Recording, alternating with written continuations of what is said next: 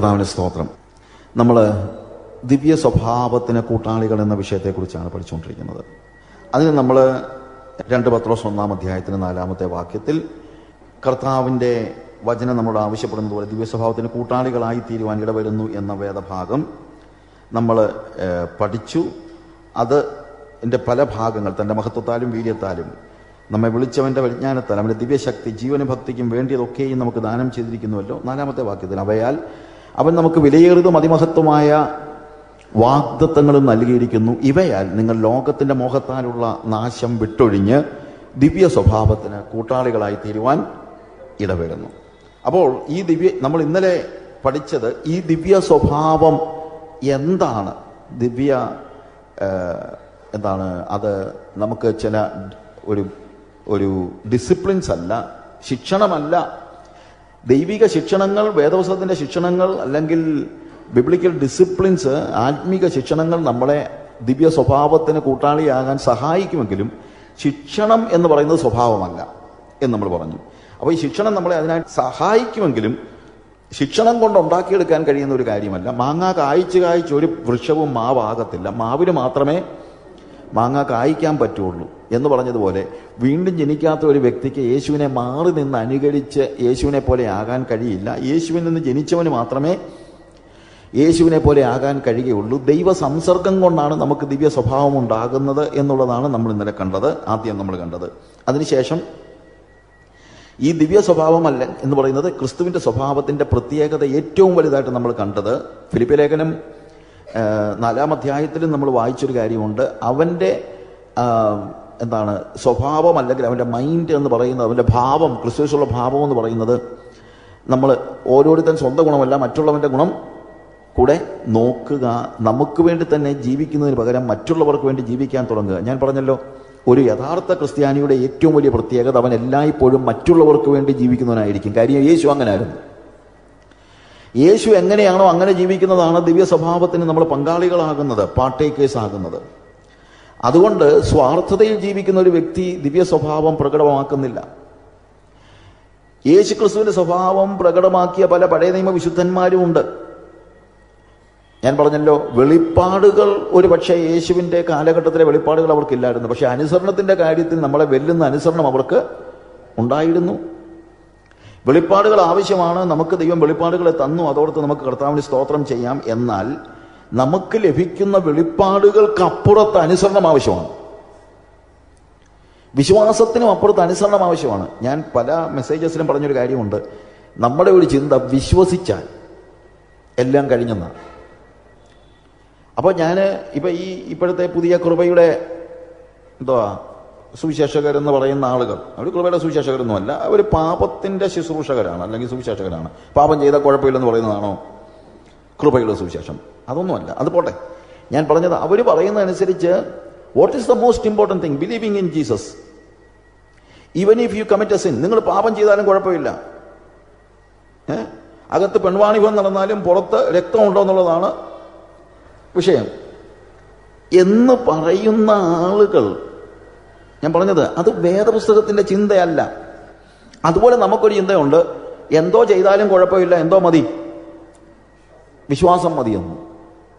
എന്ത് വിശ്വാസം? യേശു കർത്താവ് നമ്മുടെ പാപങ്ങളുടെ പകരമായി, മനുഷ്യവർഗത്തിന്റെ പാപത്തിന്റെ പകരമായിട്ട് മരിച്ചടക്കപ്പെട്ടു, ഉയർത്തെഴുന്നേറ്റു എന്ന് വിശ്വസിച്ചാൽ, ഞാൻ പലയിടത്തും ചോദിച്ചിട്ടുണ്ട്, ഇതൊക്കെ നമ്മളെക്കാൾ നന്നായിട്ട് വിശ്വസിക്കുന്ന ആളാണ് പിശാച്. ഈ വേദപുസ്തകത്തിൽ പറയുന്ന മുഴുവൻ കാര്യങ്ങളും നമുക്ക് വല്ലപ്പോഴുമെങ്കിലും ചില കാര്യത്തിൽ സംശയം തോന്നാറുണ്ട്. പക്ഷെ പിശാചിന് ഒരു സംശയമില്ല, അല്ലേ? പിശാചുക്കളും അങ്ങനെ തന്നെ വിശ്വസിക്കുകയും വിറയ്ക്കുകയും ചെയ്യുന്നല്ലോ എന്നാണ് പറഞ്ഞിരിക്കുന്നത്. നമുക്ക് വിറയില്ലല്ലോ. എന്നാൽ പിശാചിന്റെ പ്രശ്നം, അവൻ വിശ്വസിക്കുന്നുണ്ടായിരിക്കും, പക്ഷെ അവൻ അനുസരിക്കുന്നില്ല. അനുസരണം കൊണ്ട് മറുപടി പറയുന്നില്ലെങ്കിൽ വിശ്വാസം കൊണ്ട് കാര്യമില്ല. വിശ്വാസം വേണ്ടെന്നല്ല, പക്ഷെ അനുസരണം കൊണ്ട് വിശ്വാസത്തെ ഉറപ്പിക്കുന്നില്ലെങ്കിൽ, മറുപടി പറയുന്നില്ലെങ്കിൽ, നമ്മൾ വിശ്വസിച്ചത് കൊണ്ട് മാത്രം ആരും എങ്ങ് പോകത്തില്ല, സ്വർഗത്തിൽ പോകത്തില്ല. അതുകൊണ്ടാണ് നമ്മളിവിടെ ഞാൻ പറഞ്ഞതായ ഈ കാര്യം, നമുക്ക് യേശുക്രിസ്തുവിന്റെ ദിവ്യ സ്വഭാവത്തിന് കൂട്ടാളികളാകുക എന്ന് പറയുന്നത് അനിവാര്യമായ കാര്യമാണ്. അതുകൊണ്ട് വീണ്ടും ജനിച്ച ഒരു വ്യക്തി അങ്ങനെ വളരേണ്ടത് അത്യാവശ്യമാണ്. സ്വാഭാവിക ജനനം കൊണ്ട് നമുക്കൊരിക്കലും ദിവ്യ സ്വഭാവത്തിന് കൂട്ടാളിയാകാൻ കഴിയില്ല എന്ന് നമ്മൾ കണ്ടു. പക്ഷേ നമുക്കത് കഴിയുന്നതിന്റെ കാരണം നമ്മൾ വീണ്ടും ജനിച്ചത് കൊണ്ടാണ്. ആ സ്വഭാവം, യേശുക്രിസ്തുവിന്റെ സ്വഭാവം, അത് പ്രകടിപ്പിച്ചതായ പഴയ നിയമത്തിലെ പല വിശുദ്ധന്മാരെ കുറിച്ച് നമ്മൾ വായിച്ചു. എന്നിട്ട് ഞാൻ പറഞ്ഞൊരു കാര്യമുണ്ട്, യേശുക്രിസ്തുവിനെ കുറിച്ചുള്ള വെളിപ്പാട് ശരിയായ നിലയിൽ ലഭിക്കാതിരുന്ന പഴയ നിയമത്തിലെ വിശുദ്ധന്മാർ യേശുവിന്റെ സ്വഭാവം പ്രകടിപ്പിച്ചെങ്കിൽ കാൽവറി ക്രൂശിന്റെ ദർശനം ലഭിച്ച നമുക്കത് പ്രകടിപ്പിക്കാതിരിക്കാൻ കഴിയില്ല. അതുകൊണ്ട് നമ്മുടെ ഉത്തരവാദിത്വം അബ്രഹാമിന്റെ ഉത്തരവാദിത്വത്തെക്കാൾ കൂടുതലാണ്. അബ്രഹാം അനുസരിച്ചെങ്കിൽ നമ്മൾ അതിൽ കൂടുതൽ അനുസരിക്കണം. കാര്യം നമ്മൾ കാൽവറി ക്രൂശ് കണ്ടവരാ. അതുകൊണ്ട് ആ വിശ്വാസം മാത്രമല്ല, അവിടെ അനുസരണത്തിന്റെ പ്രത്യേകത. അബ്രഹാം അവന് വേണ്ടി തന്നെ ജീവിക്കാൻ പരിശ്രമിക്കുന്നില്ല. അവൻ മറ്റുള്ളവന്റെ ഗുണം അന്വേഷിക്കുന്നു. തിരഞ്ഞെടുക്കാനുള്ള അവകാശം മറ്റൊരാൾക്ക് വിട്ടുകൊടുക്കുന്നു. തൻ്റെ ആ ഔദാര്യത്തെ മുതലെടുത്ത ലോത്തിനെ നമ്മൾ കണ്ടു. പക്ഷെ മുതലെടുത്ത ലോത്ത് അപകടത്തിലാണെന്ന് കണ്ടപ്പോൾ ജീവൻ കളഞ്ഞ് അവനെ രക്ഷിക്കാൻ പോകുന്നു. എന്നിട്ട് അതിലൂടെ ലഭിച്ച സമ്പത്തെല്ലാം കൂടെ കൊണ്ടുവന്ന് വീട്ടിൽ കൊണ്ട് കൂട്ടിവെക്കുകയല്ല. സമ്പത്ത് 9 രാജാക്കന്മാരുടെ സമ്പത്ത് മുന്നേ കൊണ്ടിട്ടപ്പോൾ കാലുകൊണ്ടൊരു തട്ടിട്ട് ഉടഞ്ഞു. ഒരു ചെരുപ്പിന്റെ വാറ് പോലും എനിക്ക് വേണ്ടാന്ന്. നമ്മളുടെ ആറ്റിറ്റ്യൂഡിൽ ഡിഫറൻസ് ഉണ്ടാകണം. മനോഭാവം, പണത്തോടുള്ള നമ്മുടെ മനോഭാവം എന്താണ്? നമ്മുടെ സ്വഭാവം മനസ്സിലാക്കുന്ന അങ്ങനെയൊക്കെയാണ്. പണത്തോടുള്ള നമ്മുടെ മനോഭാവം എന്താണ്? കസേരയോടുള്ള മനോഭാവം എന്താണ്? ഭൂമിയിലെ സകല സ്വത്തും സമ്പത്തും പദവികളും എല്ലാം കൂടി യേശുവിനെ കാണിച്ചു കൊടുത്തപ്പോൾ യേശു നോക്കുക പോലും ചെയ്തില്ല. സാധാരണ എന്നെ വിട്ടുപോകുന്നാണ് പറഞ്ഞത്. നമ്മൾ ബിലയാമിനെ പോലല്ല ആകേണ്ടത്, യേശുവിനെ പോലെ ആകേണ്ടത്. ബാലാക്ക് കുറച്ച് കാശും കൊണ്ട് വന്നപ്പോഴത്തേക്ക് അവനെന്താ പറഞ്ഞു? കർത്താവേ, അവൻ എന്തുമാത്രം കാശും കൊണ്ടാണ് വന്നിരിക്കുന്ന, ഞാനാണെങ്കിൽ ഇങ്ങനെ നോക്കിയിരിക്കുക, പിള്ളേരെ കെട്ടിക്കാറായി, എനിക്ക് പറയുന്ന പോലുള്ള വേറെ വരുമാനമൊന്നുമില്ലെന്ന് നിനക്കറിയാമല്ലോ, ഞാൻ ഒന്ന് പൊക്കോട്ടെ കൂടെ എന്ന് പറഞ്ഞൊരു കോംപ്രമൈസിന് ബാലാം തയ്യാറായി. പക്ഷെ യേശു ഒരു കോംപ്രമൈസിനും തയ്യാറായിരുന്നില്ല. യേശുവിന്റെ സ്വഭാവം കോംപ്രമൈസ് ചെയ്യുന്ന സ്വഭാവമല്ല. പണത്തോട് കോംപ്രമൈസ് ചെയ്യാൻ പാടില്ല, കസേരയോട് കോംപ്രമൈസ് ചെയ്യാൻ പാടില്ല. രാജാവാക്കാൻ വിളിച്ചപ്പോൾ അവൻ ആകാൻ പോയോ? ഇല്ല. അതാണ് ഞാൻ പറഞ്ഞത്, നമ്മുടെ ജീവിതത്തിൽ യേശുക്രിസ്തുവിന്റെ സ്വഭാവത്തെ വെളിപ്പെടുത്താൻ നമുക്ക് കഴിയണം. ഞാൻ ഈ പ്രായോഗികമായി പറഞ്ഞത് നമ്മുടെ അനുദിന ജീവിതത്തിൽ ഇതൊക്കെ നമ്മൾ ചെയ്യുന്നുണ്ടോയെന്ന് അറിയാൻ കൂടെയാണ്. അതുകൊണ്ടാണ് അബ്രഹാമിന്റെ ചരിത്രവും മോശയുടെ ചരിത്രവും നവോമിയുടെ ചരിത്രവും ശമൂവേലിന്റെ ചരിത്രവും റൂത്തിന്റെ ചരിത്രവും അതുപോലെ നെഹമയാവിന്റെ ചരിത്രവും സഖരിയാവിന്റെ അല്ലെങ്കിൽ ഓരോ വ്യക്തികളുടെയും പുതിയ നിയമത്തിൽ യോസഫിന്റെ ചരിത്രവും സ്തെഫാനോസിന്റെ ചരിത്രവും എല്ലാം പറയാനുള്ള കാരണം അതാണ്. അതുപോലെ ഞാൻ പറഞ്ഞു, ഡേവിഡ് വിൽക്കേഴ്സൺ ഉൾപ്പെടെയുള്ള ഈ അടുത്ത കാലത്ത് വരെ ജീവിച്ചിരുന്ന വ്യക്തികളിലും നമുക്ക് എന്ത് കാണാൻ കഴിയുന്നുണ്ട്? യേശുക്രിസ്തുവിന്റെ സ്വഭാവം കാണാൻ കഴിയുന്നുണ്ട്. നമ്മുടെ ചോദ്യം ഇതാണ്, നമ്മൾ ആ ദിവ്യ സ്വഭാവം എന്താണെന്നെങ്കിലും അറിഞ്ഞിട്ടുണ്ടോ? ഡേവിഡ് വിൽക്കേഴ്സൺ നിക്കി ക്രൂസിന് കൈ കൊടുക്കാൻ തുടങ്ങിയപ്പോൾ കയ്യേൽ തുപ്പി. ഡേവിഡ് വിൽക്കേഴ്സൺ പറഞ്ഞില്ല, ബ്രദറെ ഞാൻ കൈ തരുന്ന ഇഷ്ടമില്ലെങ്കിൽ അതൊക്കെ പറഞ്ഞാൽ പോരോ, എൻ്റെ കയ്യെ തുപ്പണോ എന്ന് ചോദിച്ചോ? ഇല്ല. എന്താ പറഞ്ഞത്? Nikki, still Jesus loves you because I love you and Jesus loves you. ഞാൻ നിന്നെ സ്നേഹിക്കുന്നു, യേശു നിന്നെ സ്നേഹിക്കുന്നു. നിന്നെ 1000 കഷ്ണങ്ങളായിട്ട് മുറിക്കുമെന്ന് പറഞ്ഞപ്പോൾ എന്താ പറഞ്ഞത്? മുറിച്ചോ. പക്ഷേ മുറിച്ചാലും ഓരോ കഷ്ണവും നിന്നെ വീണ്ടും സ്നേഹിച്ചുകൊണ്ടിരിക്കും. അതാണ് ക്രിസ്തീയ സ്വഭാവം. മറ്റുള്ളവരുടെ അപമാനം ഏറ്റെടുക്കുന്നതാണ് ക്രിസ്തീയ സ്വഭാവം. നമുക്ക് വേണ്ടി സംസാരിക്കാതെ മറ്റുള്ളവർക്ക് വേണ്ടി സംസാരിക്കുന്നതാണ് ക്രിസ്തീയ സ്വഭാവം. പക്ഷെ നമ്മളൊക്കെ എപ്പോഴും നമുക്ക് വേണ്ടിയേ സംസാരിക്കത്തുള്ളൂ. വേറൊരാളുടെ കാര്യം വരുമ്പോൾ നമ്മൾ പറയും, ഓ, നമ്മളായിട്ട് എന്തിനാ വഴക്കുണ്ടാക്കാൻ പോകുന്നത്, അല്ലേ? മറ്റുള്ളവരെ ഒഴിവാക്കാൻ നോക്കുന്ന അനുഭവം, അതൊന്നുമല്ല ക്രിസ്തീയ അനുഭവം, ക്രിസ്തീയ സ്വഭാവം. അതുകൊണ്ട് ക്രിസ്തീയ സ്വഭാവത്തെക്കുറിച്ച് ചരിത്രത്തിലൂടെയും വേദപുസ്തകത്തിലൂടെയുമുള്ള അനേക അനുഭവങ്ങളുടെ ഒരു ചിത്രം നമ്മൾ കാണുകയുണ്ടായി. ഇനി നമ്മൾ അതിൽ നിന്ന് മുന്നോട്ട് പോകുകയാണ്. 2 പത്രോസ് 1-ാം അധ്യായത്തിന് 4-ാം വാക്യത്തിൽ, അവയാൽ അവൻ നമുക്ക് വിലയേറുന്ന അതിമഹത്വമായ വാഗ്ദത്തങ്ങൾ നൽകിയിരിക്കുന്നു. ഇവയാൽ നിങ്ങൾ ലോകത്തിന്റെ മോഹത്താലുള്ള നാശം വിട്ടൊഴിഞ്ഞിട്ട് ദിവ്യ സ്വഭാവത്തിന് കൂട്ടാളികളായി തീരുവാൻ ഇടവരുന്നു. അപ്പൊ ഇതെല്ലാം കേൾക്കുമ്പോൾ ആൾക്കാർ പറയും, എൻ്റെ പൊന്ന സഹോദര, പറയാൻ എളുപ്പമായതൊക്കെ ഇല്ലേ? പൊതുവെ എല്ലാവരും പറയുന്ന ഒരു കാര്യമാണ്, പറയാൻ എളുപ്പമോ, ഇതുവല്ല നടക്കുമോ? നമ്മുടെ എല്ലാം മനസ്സിലുള്ളൊരു ചിന്ത എന്നറിയാമോ? പിശാച് നമ്മുടെ മനസ്സിൽ തന്നിരിക്കുന്നത് ഇതൊന്നും നടക്കത്തില്ലെന്നാണ്. അതങ്ങ് രജിസ്റ്റർ ചെയ്ത് വെച്ചിരിക്കുക നമ്മൾ. അതുകൊണ്ട് ഒരു പരിധി വരെ ഇത് നമ്മളങ്ങ് അക്സെപ്റ്റ് ചെയ്തിരിക്കുക. പ്രസംഗകരും പാസ്റ്റർമാർ പോലും ഇത് അക്സെപ്റ്റ് ചെയ്തിരിക്കുക. നമ്മുടെ ഒരു സഹോദരൻ ഒരു സഭയിൽ പോയി യേശുക്രിസ്തു ജീവിച്ച പോലെ ജീവിക്കണം, അവൻ്റെ പുത്രൻ്റെ സ്വരൂപത്തിൽ അനുരൂപരാകാൻ അവൻ നമ്മളെ വിളിച്ചിരിക്കുന്നത്, അതുകൊണ്ട് അവൻ ജോലി ചെയ്താൽ എങ്ങനെ ജോലി ചെയ്യണം അതുപോലെ നമ്മളും ജോലി ചെയ്യണം, അവൻ ബിസിനസ് ചെയ്താൽ എങ്ങനെ ബിസിനസ് ചെയ്യണം അതുപോലെ ആയിരിക്കണം നമ്മൾ ബിസിനസ് ചെയ്യുന്നത്, യേശു പണത്തെ കാണുന്നത് എങ്ങനെയാണോ അങ്ങനെ ആയിരിക്കണം നമ്മൾ പണത്തെ കാണേണ്ടത്, യേശു ഒരു ഭവനത്തിൽ ജീവിച്ചാൽ എങ്ങനെ ജീവിക്കും അതുപോലെ വേണം നമ്മുടെ വീട്ടിൽ നമ്മൾ ജീവിക്കാൻ, യേശു ഒരു സൊസൈറ്റിയിലേക്ക് സമൂഹത്തിലേക്ക് ഇറങ്ങിച്ചെന്നാൽ എന്ത് ചെയ്യുമായിരുന്നു അത് വേണം നമ്മളും ചെയ്യാൻ, നമ്മുടെ ബിസിനസ് യേശു ചെയ്യുന്നത് പോലെ ചെയ്യണം, നമ്മുടെ ജോലി യേശു എങ്ങനെ ചെയ്യുമായിരുന്നു അതുപോലെ ചെയ്യണം എന്നൊക്കെ പറഞ്ഞു കഴിഞ്ഞപ്പോൾ എല്ലാവരും ഇങ്ങനെ വരണ്ടിരിക്കുക. യേശു ബിസിനസ് ചെയ്തതുപോലെ ബിസിനസ് ചെയ്യാൻ പോയിട്ട് പിന്നെ എന്തോരാ ബിസിനസ് ചെയ്യുന്നത്? യേശു ബിസിനസ് ചെയ്തതുപോലെ ബിസിനസ് ചെയ്തിട്ട് പിന്നെ എന്തോ കാര്യത്തിനാണ് ബിസിനസ് ചെയ്യുന്നത്? കാര്യം യേശു ബിസിനസ് ചെയ്ത് കഴിഞ്ഞാൽ കള്ളത്തരം കാണിക്കത്തില്ലല്ലോ. പിന്നെ നമ്മളങ്ങനെ ചില കാശുണ്ടാക്കുന്നത്. അങ്ങനെ വരുണ്ടിരിക്കുമ്പം പാസ്റ്റർ ഒരു ആശ്വാസവചനം പറഞ്ഞു. ജോജോ ബ്രദർ പറഞ്ഞതൊക്കെ വളരെ കറക്റ്റാണ്. നമ്മളൊക്കെ അങ്ങനെ ജീവിക്കേണ്ടതാണ്. എല്ലാം ഒന്നും ചെയ്യാൻ നമുക്ക് പറ്റിയില്ലെങ്കിലും നമ്മളാവോളം നമ്മൾ അതിനൊക്കെ പരിശ്രമിക്കണം. അപ്പോഴാ വിശ്വാസികളുടെ ശ്വാസം നേരെ വീണത്. എല്ലാം ഒന്നും ചെയ്യാൻ നമുക്ക് അപ്പൊ അത് നമ്മളങ്ങ് രജിസ്റ്റർ ചെയ്തിരിക്കുക. എന്തുവാ? എല്ലാം ഒന്നും ചെയ്യാനൊന്നും നമുക്ക് പറ്റത്തില്ല ബ്രദറെ.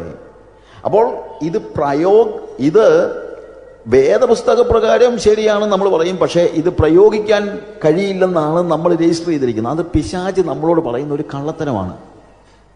അതാണ് ഞാൻ പറഞ്ഞത്. ഞാനൊരിക്കൽ കൊല്ലത്തൊരു ക്ലാസ് എടുത്ത സമയത്ത് 4 ദിവസം ഇതേപോലെ ക്രിസ്ത്യൻ ലിവിങ്ങുമായിട്ട് ബന്ധപ്പെട്ടുള്ള ഒരു ക്ലാസ്സാണ്. ആ ക്ലാസ് കഴിഞ്ഞപ്പോഴത്തേക്ക് അവിടുത്തെ പാസ്റ്റർ എന്നോട് വളരെ ആത്മാർത്ഥതയോടെ ചോദിച്ചു, Saju, what you say it is biblical, പക്ഷേ ഈസ് ഇറ്റ് പ്രാക്ടിക്കൽ? സിൻസിയറായിട്ട് ചോദിച്ചതാണ്.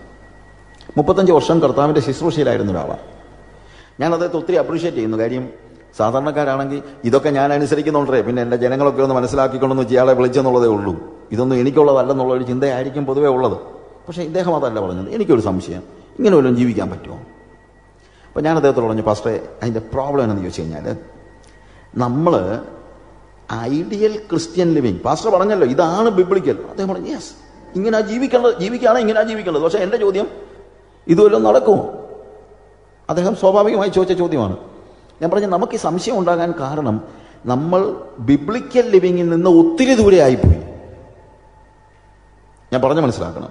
ബിബ്ലിക്കൽ ലിവിങ്ങിൽ നിന്ന് നമ്മൾ ഒത്തിരി ദൂരെ ആയിപ്പോയത് കൊണ്ടാണ് നമുക്ക് പറ്റുമോ എന്ന് ചോദിക്കുന്നത്. ഇവിടുന്ന് താഴോട്ട് ചാടാമോ എന്ന് ഒരാൾ എന്നോട് ചോദിച്ചു കഴിഞ്ഞാൽ, ആ കസേരയുടെ അവിടെ വരെ ചാടാമോ എന്ന് ചോദിച്ചാൽ ഞാൻ പറയും, ലെറ്റ് മീ ട്രൈ. കാര്യം ഇവിടുന്ന് ഒരു 1.5 മീറ്റർ ആയിരിക്കും, അല്ല 2 മീറ്റർ ആയിരിക്കും. പക്ഷെ ഇവിടുന്ന് മുറ്റത്തോട്ട് ചാടാമോ എന്ന് ചോദിച്ചാൽ ഞാൻ ചാടത്തില്ല. ഞാൻ പറയും, അത് നടക്കത്തില്ല. ഇവിടുന്ന് എങ്ങനെയാണ് മുറ്റത്തോട്ട് ചാടുന്നത്? നിങ്ങൾ പരിശ്രമിക്കുമോ? പരിശ്രമിക്കത്തില്ല. കാര്യം ദൂരം കൂടുതലാണ്. നമ്മൾ നോക്കുമ്പം ഇത് നമുക്ക് പ്രാപ്യമല്ല. അത് ഞാൻ പാസ്റ്ററോട് പറഞ്ഞു, പാസ്റ്ററെ, ചാടാൻ പറ്റത്തില്ലായിരിക്കും, പക്ഷെ നടക്കാൻ പറ്റും പാസ്റ്ററെ. ഞാൻ പറഞ്ഞതിന്റെ വ്യത്യാസം മനസ്സിലാക്കണം. ചാടാൻ പറ്റത്തില്ലായിരിക്കും, ചാടാൻ കഴിയത്തില്ലായിരിക്കും, പക്ഷെ എന്ത് പറ്റും? നടക്കാൻ കഴിയും. ഇതേപോലെ യേശുക്രിസ്തു ജീവിച്ചതുപോലെ ഒരു ദിവസം കൊണ്ട് എനിക്ക് ചാടാൻ കഴിയത്തില്ലായിരിക്കും, ഒരു ഓവർനൈറ്റ് എക്സ്പീരിയൻസ് ആയിരിക്കില്ല, പക്ഷെ എനിക്ക് എന്ത് ചെയ്യാൻ പറ്റും? തീർച്ചയായും ഈ ദിവ്യ സ്വഭാവത്തിന് പങ്കാളികളാകാൻ എനിക്ക് കഴിയും. ദിവ്യ സ്വഭാവത്തിന് കൂട്ടാളികളായി തീരുക എന്ന് പറയുമ്പോൾ അടിസ്ഥാനപരമായി നമ്മുടെ മനസ്സിൽ വരുന്ന ചില ചോദ്യങ്ങൾ ഞാനൊന്ന് കുറിച്ചു വെച്ചിട്ടുണ്ട്. നിങ്ങളുടെയൊക്കെ മനസ്സിൽ, എൻ്റെയൊക്കെ മനസ്സിൽ, എൻ്റെ മനസ്സിൽ വരുന്ന ഒന്ന് തന്നെയാണ്. അല്ലാതെ നമ്മുടെ രണ്ടുപേരുടെ മനസ്സിലൊന്നും വ്യത്യാസമൊന്നുമല്ല വരുന്നത്. കാര്യം നമ്മളൊക്കെ ഈ ഭൂമിയിൽ ജീവിക്കുമ്പോൾ നമ്മുടെ മനസ്സിൽ വരുന്നതായ ചോദ്യങ്ങൾ, ഒരു 5 ചോദ്യം ഞാൻ അതുമായിട്ട് ബന്ധപ്പെടുത്തി എഴുതിയിട്ടുണ്ട്. ഈ 5 ചോദ്യങ്ങൾക്ക് ഈ ഇന്നത്തെ സെഷനിൽ നമ്മൾ ഉത്തരം കണ്ടെത്താനായിട്ട് പരിശ്രമിക്കുകയാണ്. ഒന്നാമത്തെ ചോദ്യം, ഞാൻ ഈ ദിവ്യ സ്വഭാവം എന്ന് പറയുന്നത്, അല്ലെങ്കിൽ യേശുക്രിസ്തുവിന്റെ സ്വഭാവം എന്ന് പറയുന്നത്, ഞാൻ രക്ഷിക്കപ്പെടുന്ന സമയത്ത് സ്വാഭാവികമായി ഞാൻ ഈ ദിവ്യ സ്വഭാവമുള്ള ആളായി തീരുമോ? നമ്മൾ വീണ്ടും ജനിച്ചില്ലേ, അതുകൊണ്ട് സ്വാഭാവികമായിട്ട് നമുക്ക് എന്തുണ്ടാകണം? ഈ ദിവ്യ സ്വഭാവം ഉണ്ടാകണമല്ലോ. രക്ഷിക്കപ്പെടുമ്പോൾ തന്നെ നമ്മൾ യേശുവിന്റെ സ്വഭാവം ഉള്ളവരായി തീരുന്നുണ്ടോ? അതാണ് ഒന്നാമത്തെ ചോദ്യം. അതിന്റെ ഓരോന്നും നമുക്ക് പതിയെ പഠിക്കാം. 2, ഞാൻ രക്ഷിക്കപ്പെട്ട് പ്രാർത്ഥിക്കുമ്പോൾ, നമ്മളിപ്പം രക്ഷിക്കപ്പെട്ടിട്ട് നമ്മൾ പ്രാർത്ഥിക്കുമ്പോൾ ആത്മസ്നാനം പോലെ ഒരു സെക്കൻഡ് ബ്ലെസ്സിങ് ആയിട്ട് ഒരു ദിവസം നമുക്കിതങ്ങ് കിട്ടുകയാണോ? നമുക്ക് ഒരു പെട്ടെന്നൊരു ഞെട്ടലുണ്ടാകുകയും അന്നേരം തൊട്ട് നമ്മൾ യേശു ജീവിച്ച പോലെ അങ്ങ് ജീവിക്കാൻ തുടങ്ങുകയാണ്. ഞെട്ടലെന്നുള്ള വാക്ക് ഞാൻ ഉപയോഗിച്ചെങ്കിലും ആത്മസ്നാനം എങ്ങനെയാണ്? നമുക്ക് രക്ഷിക്കപ്പെടുന്ന ദിവസമല്ലല്ലോ നമുക്ക് ആത്മസ്നാനം ലഭിക്കുന്നത്. പിന്നീട് നമ്മൾ പ്രാർത്ഥിക്കുമ്പോൾ കർത്താവ് നമ്മളെ പരിശുദ്ധാത്മാവിൽ നിറയ്ക്കുന്നു. ആത്മനിറവ് നമ്മൾ പ്രാപിക്കുന്നത് ഒരു സെക്കൻഡ് ബ്ലെസ്സിങ് ആയിട്ടാണല്ലോ. സെക്കൻഡ് ബ്ലെസ്സിങ് എന്ന് ഉദ്ദേശിക്കുന്നത് രണ്ടാമത്തെ എന്നുള്ള അർത്ഥത്തിലല്ല, രക്ഷിക്കപ്പെട്ടതിന് ശേഷം പിന്നീട് നമുക്ക് ലഭിക്കുന്ന ഒരു ബ്ലെസ്സിങ് എന്ന നിലയിൽ. എന്നതുപോലെ വിശുദ്ധ ജീവിതം എന്ന് പറയുന്നത് ഒരു ദിവസം ദൈവം ഇന്ന് തൊട്ട് നീ വിശുദ്ധനായിട്ട് ജീവിക്കാൻ പോകുകയാണെന്ന് പറയുന്ന ഒരു സെക്കൻഡ് ബ്ലെസ്സിങ് ആണോ? ഞാനിത് ചോദിക്കാൻ കാര്യം, ചരിത്രത്തിൽ 19-ാം നൂറ്റാണ്ടിന്റെ അന്ത്യപാദത്തിൽ വലിയ ഉണർവുകാരായിരുന്ന ഹോളിനെസ് മൂവ്മെന്റ് പഠിപ്പിച്ചിരുന്നത് holy living is a second experience എന്നാണ്. There are normal Christians and there are holy Christians. Normal Christians പ്രാർത്ഥിച്ച് ഒരു ദിവസം അവർ എന്ത് പ്രാപിക്കുന്നു, ഈ ഹോളിനെസ് പ്രാപിക്കുന്നു എന്ന് വിശ്വസിച്ചിരുന്നവരായ ആളുകളുണ്ട്. ഹോളിനെസ് മൂവ്മെന്റിന് അങ്ങനെ ഏകീകൃതമായ ഒരു ചിന്താഗതി ഒന്നുമില്ല. അത് ചെറിയ ചെറിയ ഗ്രൂപ്പുകളായതുകൊണ്ട് ഓരോ ഗ്രൂപ്പുകളും ഓരോന്നാണ് വിശ്വസിച്ചിരുന്നത്. എന്നാൽ ഹോളിനെസ് മൂവ്മെന്റിന്റെ പൊതുവേ ഉള്ള ഒരു ചിന്ത ഏതാണ്? Holiness is a second blessing. You need to പ്രേ.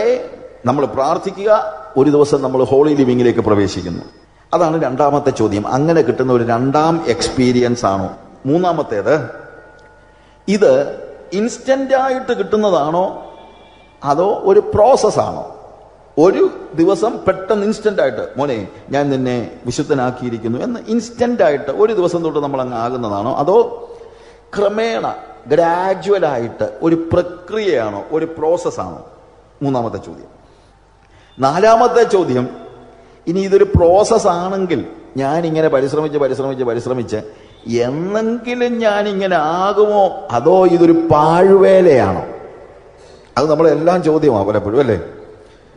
നമ്മളിങ്ങനെ വിശുദ്ധനാകാൻ പരിശ്രമിച്ച് ദിവ്യസ്വഭാവം ഉണ്ടാക്കാൻ ഇതെന്തെങ്കിലും നടക്കുമോ അതോ ഇങ്ങനെ പരിശ്രമിച്ച് ഒടുവിൽ ഇതൊരു പാഴ്വേലയായിട്ട് പോകുമോ? ഇല്ലയോ? അങ്ങനെ സംശയം തോന്നിട്ടില്ലേ?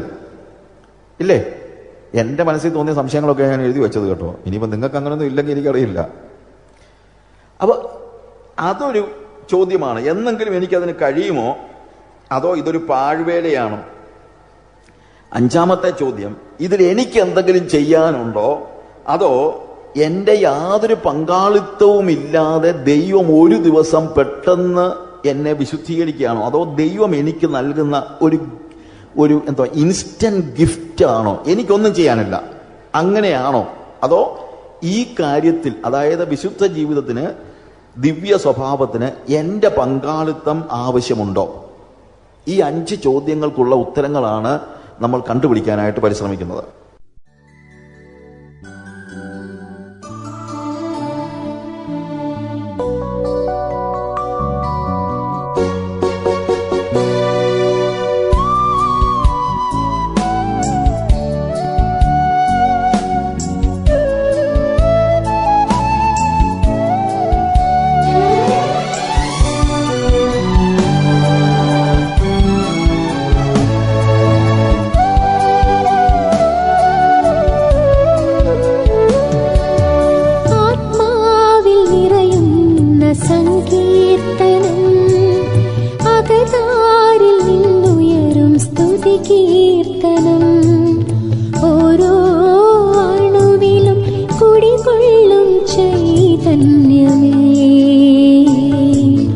ഒരു വേള പോലും ഞാൻ പിരിയാ